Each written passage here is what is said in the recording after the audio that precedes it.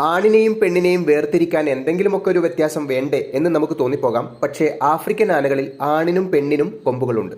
African ആനകളുടെ ശാസ്ത്രീയ നാമം ലോക്സോഡോണ്ട ആഫ്രിക്കാന എന്നാണ്. ലോക്സോഡോണ്ടയിലെ ഡോണ്ട നമ്മുടെ നീണ്ട പല്ലുകളാണ് അഥവാ കൊമ്പുകളാണ്.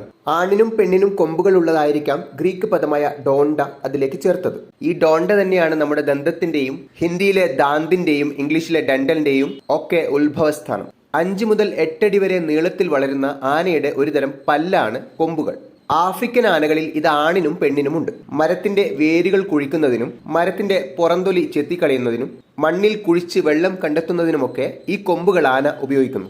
വിഷയത്തിലേക്ക് വരാം. ആനയുടെ തുമ്പിക്കൈ. അസാധാരണമായ അളവിൽ നാഡികളും പേശികളും തുമ്പിക്കൈയിലുണ്ട്. മറ്റേത് ജീവിയുടെ അവയവങ്ങളെക്കാളും മികച്ച രീതിയിലാണ് അതിന്റെ നിർമ്മാണം. അതുകൊണ്ട് തന്നെ വളരെ സെൻസിറ്റീവുമാണ്. പണ്ട് ഉറുമ്പിന്റെയും ആനയുടെയും കഥ കേൾക്കുമ്പോൾ ഉറുമ്പ് ആനയുടെ തുമ്പിക്കൈയുടെ സെൻസിറ്റീവായ ഭാഗത്ത് കടിച്ച് ആനയെ തോൽപ്പിച്ചൊരു കഥ നമുക്ക് ഓർമ്മയില്ലേ?